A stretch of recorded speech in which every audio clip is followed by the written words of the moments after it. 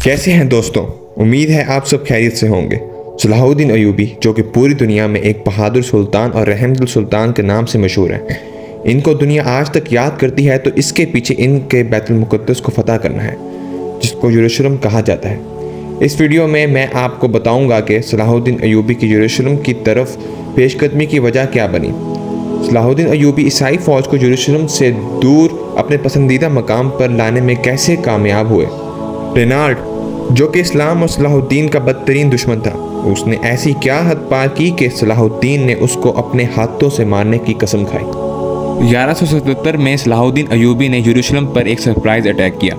उनको इंटेलिजेंस मिली थी कि ईसाई लश्कर शहर से बाहर है, लेकिन ईसाइयों को भी खबर मिल गई थी कि सलाहुद्दीन अयूबी आ रहे हैं, इसलिए उन्होंने सलाहुद्दीन अयूबी के लश्कर के ऊपर ही सरप्राइज अटैक कर दिया, जिसकी वजह से सलाहुद्दीन को पीछे हटना पड़ा। सलाहुद्दीन अयूबी शायद अब काफ़ी अरसा यरूशलेम पर हमला ना करते, लेकिन रेनॉल्ड दी चटलियन ने ऐसा होने ना दिया। रेनॉल्ड तारीख का एक फसादी शख्स था।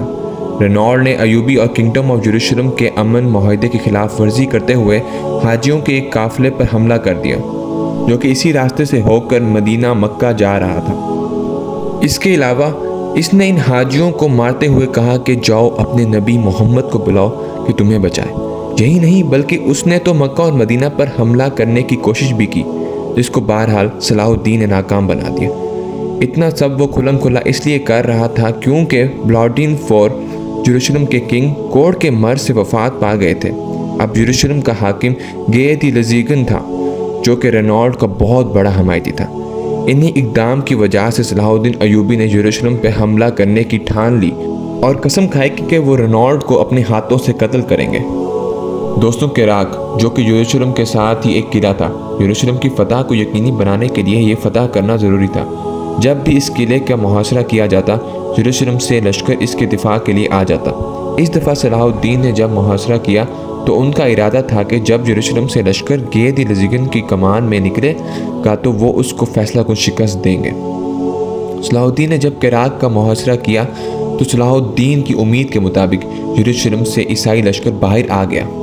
सलाहुद्दीन अयूबी ने अपनी पोजीशन मीठे और साफ पानी के तालाब बहीरा तबरिया या सी ऑफ गैलीली के करीब ले ली। वो चाहते थे कि ईसाई लश्कर खुद इधर आए ताकि उनको पानी से दूर ना जाना पड़े, और हुआ भी ऐसे ही।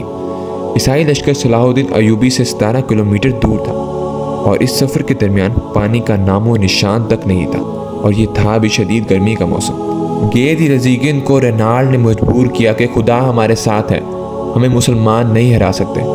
लेकिन इन हालात में उनकी जीत तब भी मुमकिन थी कि वो दिफाई पोजीशन लिए रखें और सलाहुद्दीन खुद उनकी तरफ आए। लेकिन दोस्तों, उनके पास एक सलीब थी जिसके बारे में उनका अकीदा था कि जिस सलीब पर हज़रत ईसा को लटकाया गया था उसका एक टुकड़ा इस सलीब में भी है।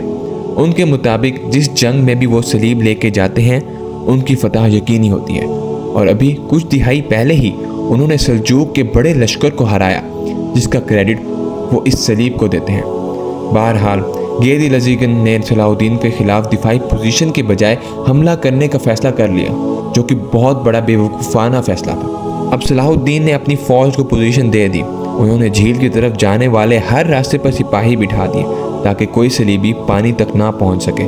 चुनाचा सलीबी फ़ौज पूरे जोश के साथ मुसलमानों का मुकाबले के लिए निकली, लेकिन वहाँ तक पहुँचते पहुँचते सलीबी फ़ौज का प्यास से बुरा हाल था, और रास्ते में ऊपर से अयूबी फ़ौज के घुड़सवारों ने भी उनको सुकून का सांस नहीं लेने दिया। अयूबी घुड़सवार आते और उन पर अचानक हमला करके वापस चले जाते। अब ईसाई लश्कर ने मैदान जंग में सलाहुद्दीन के लश्कर के करीब खेमे लगा दिए। अब रात हो रही थी। अयूबी फ़ौज ने ईसाई लश्कर के साथ झाड़ियों को आग लगा दी, जिसकी वजह से उनकी प्यास में शदीद इजाफा हुआ, और धुएं की वजह से रात को सलीबी लश्कर सो भी ना सका। हर खेमे से सिर्फ पानी पानी की आवाज़ गूंज रही थी। सुबह होते ही अभी ईसाई फ़ौज ये फैसला कर रही थी कि दिफाई पोजीशन ली जाए या हमला किया जाए कि सलाहुद्दीन अयूबी ने इन पर धावा बोल दिया। प्यास से 2-4 ईसाई फ़ौज अयूबी फ़ौज का मुकाबला ना कर सकी और जल्द ही पसबा हो गई। गेद दी लजीगन और रेनाल्ड को ज़िंदा पकड़ लिया गया। वो सलीब जो कि इनके लिए बहुत मुकद्दस थी, वो भी मुसलमानों के हाथ में आ गई। सलाहुद्दीन ने गेद दी लजीगन को पानी का गिलास दिया, जो इस चीज़ की अलामत थी कि उसको अमान दी गई है। गेदी लजीकिन ने थोड़ा पानी पिया और बाकी रेनाल्ड को दे दिया। ये इस बात का इशारा था कि इसको भी माफ़ कर दिया जाए, लेकिन सलाहुद्दीन ने कहा कि पानी मैंने रेनाल्ड को नहीं दिया। अब सलाहुद्दीन ने इसको मुसलमान होने की दावत दी, जो उसने ठुकरा दी। इस पर सलाहुद्दीन ने उसका सर तन से जुदा कर दिया। यह देखकर गेदी लजीकिन की टांगें कांपने लगीं कि अगली बारी शायद इसकी है, लेकिन सलाहुद्दीन ने उसे कहा कि बादशाह को नहीं मारा करते। इसके बाद इसे कैद कर लिया गया। दोस्तों, इस जंग में हर मुसलमान सिपाही के पास कोई ना कोई एक ईसाई फौजी कैदी ज़रूर था। ये एक फैसला कुन जंग थी। दोस्तों, इस जंग को बैटल ऑफ हातीन के नाम से याद किया जाता है।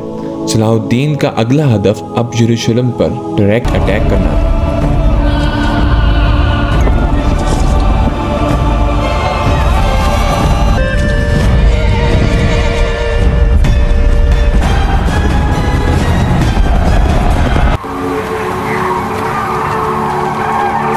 दोस्तों, आज के लिए इस वीडियो का इख्तिताम इधर ही करते हैं। अगले हिस्से में आप जानेंगे कि सलाहुद्दीन अय्यूबी ने यरूशलेम को कैसे फतह किया। अगर आप पाकिस्तान में मौजूद 7000 साल पुरानी तहजीब मेहरगढ़ सिविलाइजेशन के बारे में जानना चाहते हैं तो दाएं जानिब दी गई वीडियो पर क्लिक करें। मज़ीद ऐसी वीडियोस को देखने के लिए हमारे चैनल को सब्सक्राइब करें ताकि आप तारीख़ के सही रुख से आगाह हो सकें।